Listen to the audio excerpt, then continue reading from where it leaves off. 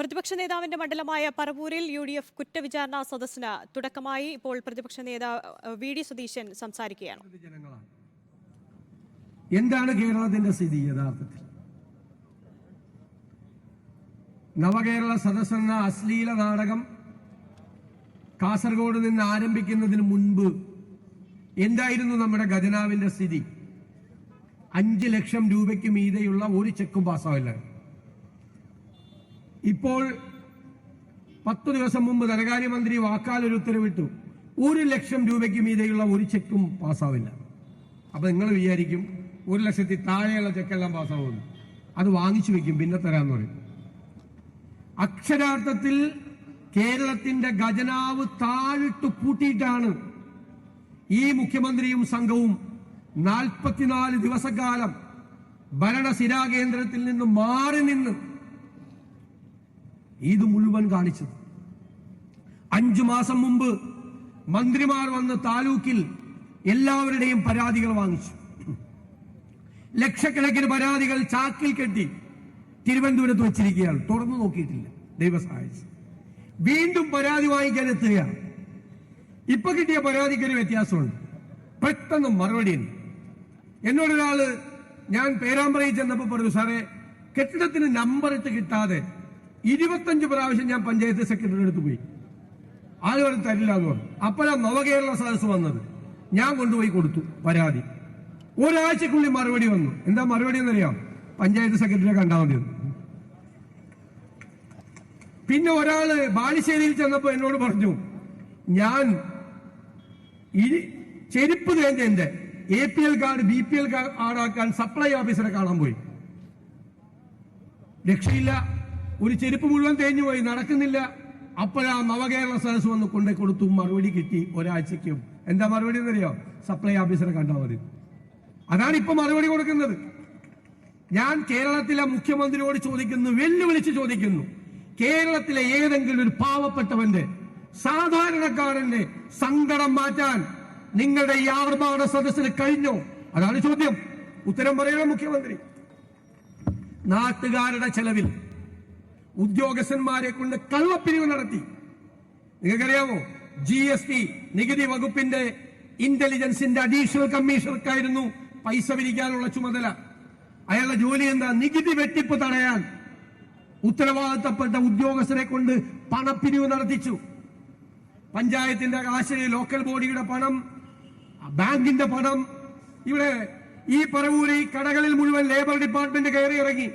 മുഖ്യമന്ത്രി വരുമ്പോൾ ദീപാലങ്കാരം നടത്തണമെന്ന് ലേബർ ഡിപ്പാർട്ട്മെന്റുകാര്, തൊഴിൽ വകുപ്പുകാര് ഈ കടകളിൽ കയറി ഭീഷണിപ്പെടുത്തി. നാട്ടുകാരുടെ ചെലവിൽ കള്ളപ്പിരിവ് നടത്തി സ്റ്റേജ് ഇട്ടിട്ട് എന്താ മുഖ്യമന്ത്രി പറഞ്ഞത്? പ്രതിപക്ഷത്തിന് വിമർശിക്കുക. തെരഞ്ഞെടുപ്പിന് മുമ്പ് തെരഞ്ഞെടുപ്പ് പ്രചരണം നടത്തിയതാണ് നാട്ടുകാരുടെ ചെലവിൽ. 17 സ്ഥലത്ത് പറഞ്ഞു എന്റെ മാനസിക നില തകരാറിലാണ്. 17 സ്ഥലത്ത്. ഞാൻ ആദ്യമൊന്നും വേണ്ടിയില്ല, പ്രായമുള്ള ആളല്ലേ. അവസാനം ഞാൻ പറഞ്ഞു, ബസ്സിലുള്ള ആളുകൾ ശ്രദ്ധിക്കണം, മന്ത്രിമാര്. ഇദ്ദേഹം ഏതോ മരുന്ന് കഴിക്കാൻ മറന്നു പോകുന്നുണ്ട്, അത് എടുത്തു കൊടുത്താൽ മതി. അവസാനം നിവർത്തിയിട്ടിട്ട് ഞാൻ പറഞ്ഞ, നിങ്ങൾ നോക്ക്, 5 മാസമായി സാമൂഹ്യ സുരക്ഷാ പെൻഷൻ കിട്ടിയിട്ട്. അതാണ് അടിമാലിയിലെ മറിയാമ്മ ചേട്ടത്തി ഒരു ചട്ടിയുമായി മരുന്ന് മേടിക്കാൻ നിവർത്തിയില്ലാതെ ഇറങ്ങിയത്, ഇല്ലേ?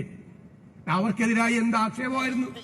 86 വയസ്സുകാരിയായ വന്ധ്യവയോധികയെ CPM സൈബർ ഗുണ്ടകൾ കടന്നാക്രമിച്ചു.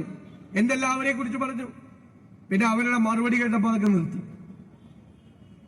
KSRTCയുടെ സ്ഥിതി എന്താ? പെൻഷൻ കിട്ടിയിട്ട് എത്ര നാളായി? ഇവര് എനിക്കൊരു അബദ്ധം പറ്റിയ സത്യത്തില്. ഇവര് KSRTC പോകാൻ പോയതാ. അപ്പൊ ഞാൻ ഒന്ന് പറഞ്ഞു, KSRTC പോരുത്, കണ്ടക്ടർക്കും ഡ്രൈവർക്കും ശമ്പളം കിട്ടാത്തതുകൊണ്ട് മുഖ്യമന്ത്രിയെ മന്ത്രിമാരെയും വഴിയിലിട്ടിട്ട് അവന്മാരെ ഇറങ്ങി പോകുന്നത്. അപ്പോഴാണ് ഞാൻ വിചാരിച്ച, 1.25 കോടി രൂപയുടെ ഈ ആർഭാട ബസ് വരും നാട്ടുകാരുടെ നെഞ്ചത്ത് കയറ്റാൻ. അതാണിപ്പോ വന്നത്. KSRTC പാവപ്പെട്ടവന്റെ പൊതുഗതാഗത സംവിധാനം കൂട്ടാൻ പോവുക. പിന്നെ Kerala state civil supplies corporation, Supplyco, എന്താ സ്ഥിതി? മാവേലി സ്റ്റോറിൽ ക്രിസ്മസ് അല്ലേ മറ്റന്നാൾ, ഒരു സാധനവും ഇല്ല, ഒരു സാധനവും. എന്താ കാര്യം? 3 മാസമായി കരാറിൽ, ടെൻഡറിൽ കരാറുകാർ പങ്കെടുക്കുന്നില്ല. 6 മാസമായി അവർക്ക് പണം കൊടുത്തിട്ട് 1500 കോടി. നെല്ല് സംഭരിച്ചതിന്റെ പണം 1000 കോടി സപ്ലൈകോക്ക് കൊടുക്കണം. പിന്നെ മറ്റത് ഓർമ്മയുണ്ടോ? മറ്റേ കിറ്റ്, ഇലക്ഷന് മുമ്പ് കിട്ടിയ കിറ്റ് ഓർമ്മയില്ലേ? ആ കിറ്റിന്റെ കാശ് ഇതുവരെ കൊടുത്തിട്ടില്ല. 4000 കോടി രൂപയുടെ ബാധ്യതയാണ് സപ്ലൈകോയ്ക്ക്. ഞങ്ങൾ നിയമസഭയിൽ ഇത് ഉന്നയിച്ചു. കോഴിക്കോട് പാളയം മാർക്കറ്റിൽ ഒരു മാവേലി സ്റ്റോറിന്റെ മുന്നിൽ ഒരു ബോർഡ്. എന്താണ്?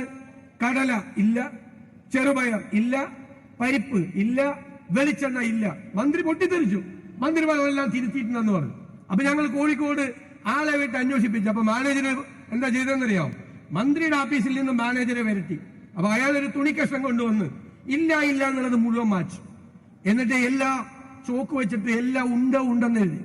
അപ്പൊ അതിന്റെ മുമ്പിൽ കൂടി ഒരു സ്ത്രീ പോയി. അവരന്തം വിട്ടുപോയി. കുറെ നാളുകൂടി മാവേലി സ്റ്റോറിൽ എല്ലാ സാധനവും വന്നിരിക്കുന്ന അവര് വിളിച്ചു കൂടി. ആളുകൾ ഓടിക്കൂടി.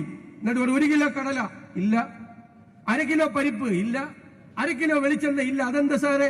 ഇതെല്ലാം ഉണ്ടെന്ന് എഴുതി വെച്ചിട്ട് ഒന്നും ഇല്ല. അത് മന്ത്രിയുടെ ഓഫീസിൽ എന്ന് പറഞ്ഞു എല്ലാം ഉണ്ടെന്ന് എഴുതി വെക്കാൻ ഇവിടെ ഒരു കുന്തമില്ല. ഞാൻ പറയുന്നത് സ്ത്രീകളല്ലേ ഇരിക്കുന്നത്, ശരിയാണോ? സോപ്പും ജീപ്പും കണ്ണാടിയുണ്ട് മാവേലി സ്റ്റോറിൽ. അതല്ലല്ലോ നമുക്ക് ആവശ്യം സബ്സിഡിയുള്ള ഐറ്റമാണ്. മാർക്കറ്റിൽ വിലക്കയറ്റം ഉണ്ടാകുമ്പോൾ ഇടപെടേണ്ട സ്ഥാപനമാണ് സപ്ലൈകോ.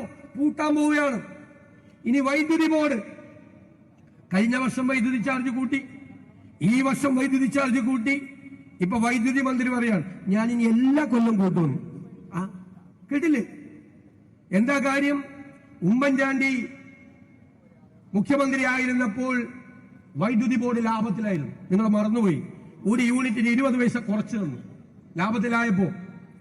1957 മുതൽ 2016 വരെ വൈദ്യുതി ബോർഡിന്റെ ആകെ കടം നമ്മൾ ഇറങ്ങിപ്പോരുമ്പോ 1083 കോടി രൂപ. ഈ 7.25 കൊല്ലം കൊണ്ട് വൈദ്യുതി ബോർഡിന്റെ കടം എത്രയാണെന്നറിയാമോ? സീതളവാലൻ വൈദ്യുതി ബോർഡിൽ ഒരു യൂണിയന്റെ പ്രസിഡന്റാണ്. 40,000 കോടി രൂപ. അത്രേ പറ്റുള്ളൂ. 7 കൊല്ലം കൊണ്ട് 40,000 കോടി രൂപയുടെ ബാധ്യത. അതിന്റെ പാപഭാരം ആരുടെ തലയില? സാധാരണക്കാരന്റെ തലയിൽ കെട്ടിവെക്കാൻ പോവാ. പിന്നെ പിണറായി വിജയൻ സർക്കാർ 1ാം സ്ഥാനത്തല്ലെന്ന് ആരാ പറഞ്ഞത്? ഈ സംസ്ഥാനത്ത് ആദ്യമായി ഇതേ ഒരു ക്ഷേമനിധി ബോർഡ് പൂട്ടിച്ചത് പിണറായി 1ാം സ്ഥാനത്ത്. ഏത് ക്ഷേമനിധിയ? ഏറ്റവും കൂടുതൽ കെട്ടിട നിർമ്മാണ തൊഴിലാളികളുള്ള സ്ഥലമാണ് പറവൂർ. കെട്ടിട നിർമ്മാണ തൊഴിലാളി ക്ഷേമനിധി ബോർഡിൽ ആനുകൂല്യം കിട്ടിയിട്ട് മാസങ്ങൾ എത്രയായി? അത് പൂട്ടാൻ പോവുകയാണ്. തകർന്നു ആ സ്ഥാപനം. എന്ത് കൊട്ടിഘോഷിച്ചതാണ് ലൈഫ് മിഷൻ പദ്ധതി. ഈ വർഷം മാറ്റിവെച്ചത് 717 കോടി. എവിടെ? കടലാസിൽ വെച്ചത്. കൊടുത്ത എത്ര എങ്ങനെയാവും? 18 കോടി. 1ാം ഗഡുവില്ല, 2ാം ഗഡുവില്ല, 3ാം ഗഡുവില്ല. 9 ലക്ഷം പേര് ഭവന നിർമ്മാണത്തിന് അപേക്ഷ കൊടുത്ത് കാത്തിരിക്കുകയാണ്.